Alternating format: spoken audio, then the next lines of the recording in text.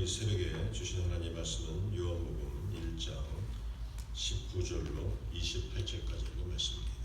요한복음 1장 19절로 28절까지 있는 말씀입니다. 한 절씩 교독합니다. 요한복음 1장 19절로 28절입니다. 유대인들이 예루살렘에서 제사장들과 레위인들을 요한에게 보내어 내가 누구냐 물을 때 요한의 증언이 이러하니라.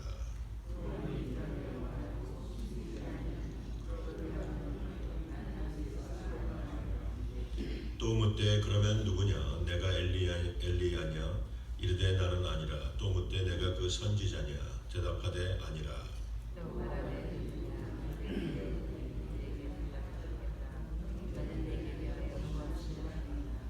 이르되 나는 선지자 이사야의 말과 같이 주의 길을 곱게 하라고 광야에서 외치는 자의 소리로다 하니라. 또 물어 이르되 내가 만일 그리스도도 아니요 엘리야도 아니요 그 선지자도 아닐진대 어찌하여 세례를 베푸느냐. 요한이 대답하되 나는 아무도 세례를 베푸거니와 너희 가운데 너희 알지 못하는 한 사람을 섰으니 곧 내 뒤에 오시는 그이라. 나는 그의 신발끈을 풀기도 감당하지 못하겠노라 하더라. 이는 요한이 세례를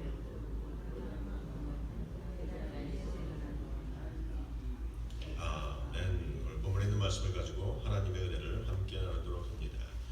어제 읽었던 말씀에 보면 우리가 누군가라는 우리의 정체성에 관한 이야기가 쭉 나옵니다. 우리가 신년에 2020년을 살아가면서 내가 누군가를 분명히 알아야 모든 것은 되죠. 사실 중요한 것은 성경을 읽을 때 네 부분입니다.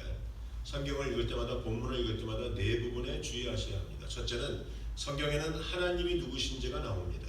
하나님이 누구신지를 알게 되면 비로소 내가 누군지를 알게 됩니다. 그래서 하나님은 누구신가? 또한 하나님이 부르신 우리들은 누군가? 그다음에 하나님이 행하신 일이 무엇이며 우리가 해야 될 것이 무엇인가가 나옵니다. 그래서 성경을 읽을 때마다 항상 이 네 창문을 기억하시면 되겠습니다. 하나님은 누구신가? 나는 누군가? 하나님이 행하신 일은 무엇인가? 내가 해야 될 일은 무엇인가? 이 네 가지 창문을 통해서 우리가 성경을 알고 또한 성경에 하나님이 원하시는 뜻대로 살 수 있게 된다라는 겁니다. 어제 읽었던 말씀에 보면 내가 누군가가 쭉 나옵니다. 거기 요한의 물론 이야기를 통해서 쭉 나오는데 우리가 알았던 것은 우리는 하나님의 자녀다. 우리 1장 12절을 외우라고 말씀을 드렸습니다. 영접하는 자, 곧 그의 뜻대로 부르심을 입은 자들에게는 하나님의 자녀가 되는 권세를 주셨다. 나는 권세가 있고 나는 하나님의 상속자라고 말씀을 드렸습니다. 하나님의 자녀이고 하나님의 그리스도와 함께하는 우리 후사들, 즉 상속자로서의 역할을 감당하고 두 번째는 우리는 하나님으로부터 난 자들이다. 세상에는 속했으나 세상에 속하지 않고 하나님께로 속한 자들이고 하나님이 세상에서 불러낸 자들이고 하나님으로부터 난 자들, 즉 하나님의 자녀요 하나님으로부터 난 자라라는 말씀이 어제 성경에 나옵니다. 오늘 본문에 보면 요한의 이야기를 통해서 또 한 가지의 우리의 정체성을 알게 됩니다. 내가 누군지를 알아야 내가 무엇을 할지를 알게 됩니다. 오늘 본문에 나오는 이야기를 통해서 우리 요한의 이야기를 통해서 보면 사람들이 묻습니다. 요한에게 내가 누구냐라고 물을 때 요한이 뭐라고 합니까? 나는 광야의 소리다 라고 합니다. 정확히 말하면 광야에 외치는 자의 소리다. 나는 그 당시는요 많은 사람들이 요한이 그리스도라라는 이야기가 많았습니다. 왜? 그가 세례를 베풀고 바리새인들을 향해서 서기관들을 향해서 막 신랄하게 말씀을 들고 막 외치기 시작하니까 사람들이 저 사람은 그리스도야 라고 말했습니다. 우리가 살다 보면 깨닫는 것이 있습니다. 사람들은 정직하지 않다라는 것을 깨닫게 됩니다. 저를 포함해서 모든 사람들이 말을 할 때 정직하게 정확하게 말하기보다는 두리뭉실 아닌 것도 그런 것도 아닌 것처럼 말하시는 경우들이 많이 있습니다. 물론 살다 보면 그것이 지혜인 것처럼 느껴지기 때문에 그렇지만 우리가 정직하지 않게 말하고 있는 것이 많아요. 남을 속여보기도 하고 속임을 당하기도 하면서 살아가는 것이 우리들입니다. 그러나 신앙이라는 것이 들어오면 하나님을 믿게 되면 우리 안에서 어떤 변화가 일어나는데 그 변화 중에 하나가 정직한 사람이 되어 간다는 거예요. 물론 예수 믿었다고 해서 하루아침에 완전히 뒤집어지진 않지만 예수 믿기 시작하면 이제는 거짓말을 할 때 불편하기 시작하고 내가 아닌 것을 그렇다라고 말할 때 불편하기 시작합니다. 그래서 정직하게 말하게 되는 것이죠. 정직하게 말하고 정직하게 모든 것을 행하게 됩니다. 바리새인들이 와서 묻습니다. 너는 누구냐? 그 말을 물을 때 대부분 바리새인들의 생각 속에는 이 사람은 그리스도일 것이다 라는 생각을 가지고 묻는 거예요. 그때 세례요한 우리 같으면 별말 안 해도 됩니다. 우리가 영어를 배울 때 제일 처음에 영어가 버벅거리고 안 들리고 답변하기가 힘들지만 그래서 우리가 갖고 있는 지혜가 있죠. 여러분 미국 오셔서 영어를 배울 때 잘 안 들리고 말 잘 못해도 요 말만 잘하면 굉장히 잘하는 것처럼 느껴집니다. 누가 막 물어볼 때 그 말 잘하면 사람들은 이 사람이 영어를 잘하는구나 라고 느껴지는 거죠. 별반 말을 안 해도 그러면 이렇게 넘어가는 거예요. 우리가 이렇게 살아가는데 이 세례 요한도 이것만 했으면 될 텐데 그렇게 안 하고 정확하게 얘기합니다. 나는 그리스도가 아니다. 정직하게 얘기했죠. 우리가 살아가면서 자기 자신이 누군지를 알면 모든 삶이 달라집니다. 2020년에는 여러분도 하나님 앞에서 나의 정체성을 깨닫고 정체성에서 나오는 사명도 깨닫고 하나님 앞에서 정직하고 사람들 앞에서 정직하게 나가면 사람들이 무시할 것 같지만 무시하지 못합니다. 도리어 정직한 자들을 하나님이 축복하시고 정직한 자들에게 하나님의 능력이 나타나는 거죠. 문제는 우리가 마땅히 생각할 분량의 이상을 생각할 때 문제가 생겨요. 그래서 성경도 보면 계속 로마서 12장 3절에도 내게 주신 은혜로 말미암아 너희 중 각 사람에게 말하노니 마땅히 생각할 그 이상의 생각을 품지 말라. 오직 하나님께서 각 사람에게 나누어 주신 믿음의 분량대로 지혜롭게 생각하라. 우리가 이 땅을 살아가면서 자기의 역할이 무엇인가, 자기의 정체성이 무엇인가, 자기의 부르심이 무엇이며 사명이 무엇인가를 아시는 것이 가장 중요한 것입니다. 하나님은 여러분을 부르셨고 여러분에게 사명을 주셨습니다. 나는 누군가, 나는 어떤 일을 할 사람인가를 깨달아 아셔야 됩니다. 아직 모르십니까? 오늘 아침에 기도하십시오. 하나님 나에게 사명 주세요. 나에게 정체성 주세요. 내가 무엇을 할 사람입니까? 내가 어떻게 살아야 됩니까? 라는 것을 물어보시면 2020년 여러분이 살아갈 수 있는 그 사명과 부르심에 대한 말씀을 하나님이 반드시 주시리라 믿습니다. 오늘 감사한 것은 청년부, EM 청년부가 많이 나왔어요. 우리 하나, 둘, 셋, 넷, 다섯, 여섯, 일곱, 우리 목사님까지 합치면 EM 청년부가 7명이나 나왔습니다. 8명, 저 뒤에 정석까지 8명이 나왔는데 얼마나 감사한지 모릅니다. 젊은이들은 잘 들으세요. 여러분이 하나님 앞에서 정체성을 깨닫고 사명을 깨닫는 일이 빠르면 빠를수록 여러분 삶에서는 하나님의 놀라운 역사들이 더 많이 일어납니다. 물론 우리가 나이가 먹어서 60이 되고 70이 되고 80이 돼서 깨달아도 하나님의 역사는 나타나지만 이미 하나님이 큰 일을 이루신 것을 우리가 시간을 다 낭비하고 나면 결국은 조그만 일밖에 하지 못하고 삶이 끝납니다. 그래서 빠르면 빠를수록 좋아요. 오늘 기도하세요. 하나님 나에게 내가 어떠한 인생을 살아가야 되는지, 나는 누군지, 하나님이 무슨 일에 부르심을 줬는지, 나의 인생의 사명이 무엇인지를 깨달아 알게 달라는 기도를 하시면 하나님이 반드시 하시리라 믿습니다. 자기의 믿음의 분량을 모르면 자꾸 딴짓하게 돼 있어요. 성경에 보면 사단이라는 존재가 이사야 14장에 나옵니다. 우리가 흔히 말하는 루시퍼, 계명성, 사단이라는 존재가 나오는데 거기 사단이라는 존재를 설명할 때 그가 자기의 분량을 모릅니다. 마치 하나님처럼 되고 싶어서 말하기를 내가 하늘 높은 곳에 내 보좌를 두고 내가 하나님처럼 행하리라 하다가 하나님이 그를 하늘에서 쫓아내십니다. 그래서 땅에 떨어지는 장면이 이사야 14장에 나오고 있죠. 자기의 분량을 몰라서 그래요. 교회에서도요.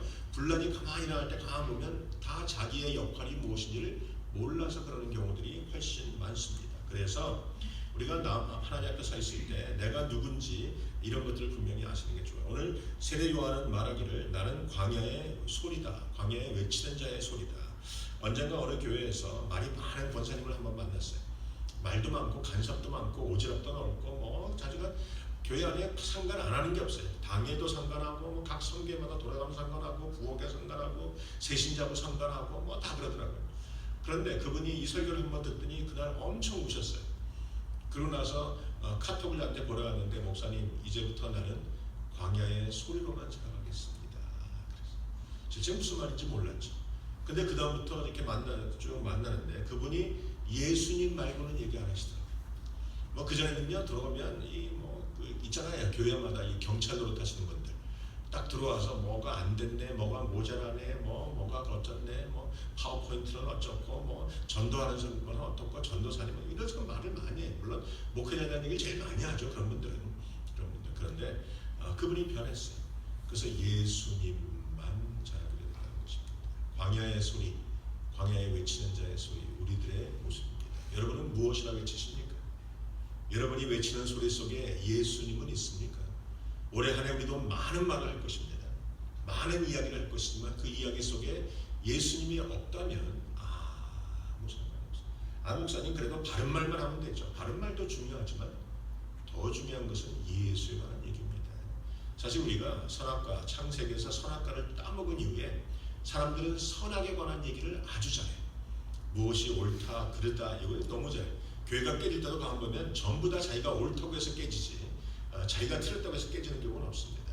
우리는 항상 그것 때문에 분쟁이 생기고 갈등이 생기고 어려움이 생기죠. 그래서 여러분이 옳다 그르다를 말하기 전에 무엇이 하나님의 뜻인가를 말하기 시작하시는 게 좋고 예수님의 이야기를 하시는 게 좋아요. 어느 교회 목사님이 새로 교회에 부임을 했습니다. 부임을 하다 보니까 얼마나 떨리겠어요. 교회가 크고 그런데 설교하다가 내가 오늘 첫 설교니까 자야지 하고 준비를 쫙 했어요. 그런데 설교하다가 여러분 설교 이 단위에 올라와 보면 어떤 때는 준비한 게 생각이 안 나기도 하고 까맣게 흔들리기도 합니다. 원고를 갖다 놔도 어떤 때는 원고도 보이지 않을 때가 훨씬 많아요. 물론 초창기 때 그렇지만 저도 그런 경험이 옛날에 있었어요. 그 목사님도 떨려갖고 설교를 하다가 실수한 거예요.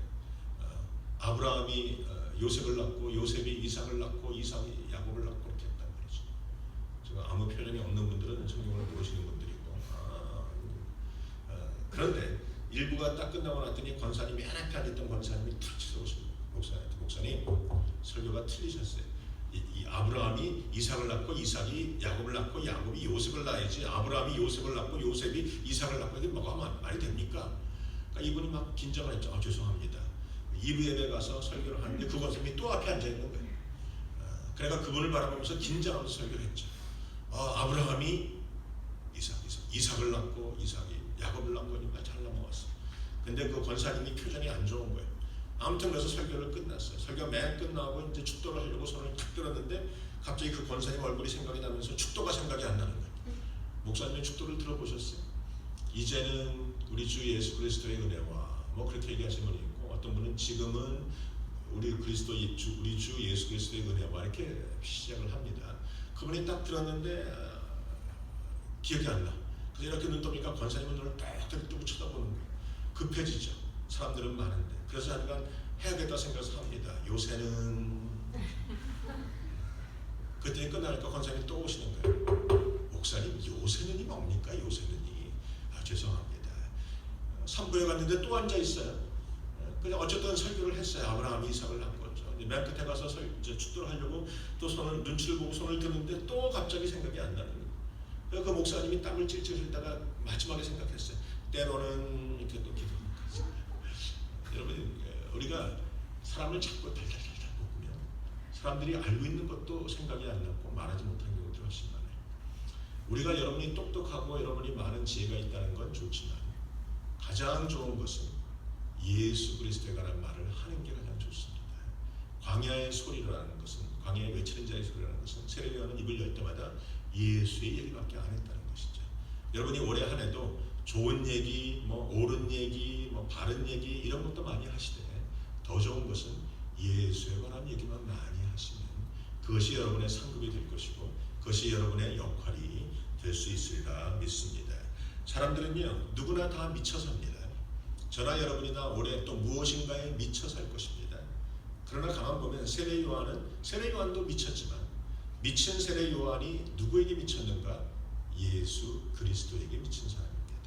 나는 쇠하여야 되고 그분은 흥해야 되고 나는 그분의 신들매를 풀기도 감당하지 못하는 자이고 나는 그리스도가 아니고 그에 대해서 증거하는 광야의 소리일 뿐이다.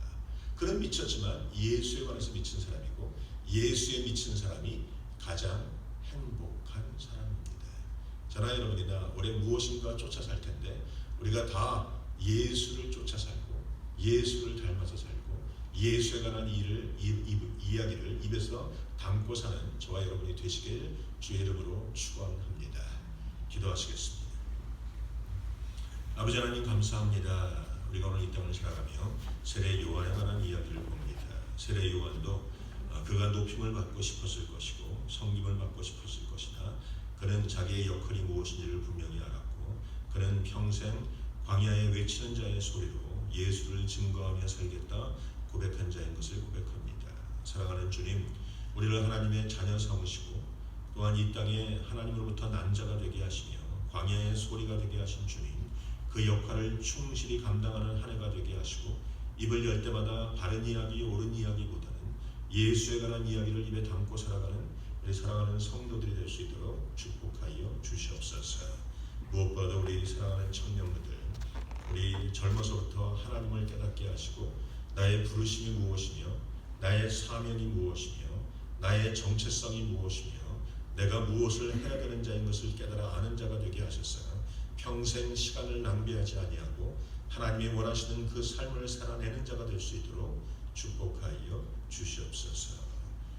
이제는 우리 주 예수 그리스도의 은혜와 하나님 아버지의 크신 사랑과 성령님의 감화감동 역사하심과 충만케 하심이 이 자리에 머리 숙인 모든 자들의 머리 위에 지금부터 영원토록 함께 하시옵기를 간절히 축원하옵나이다.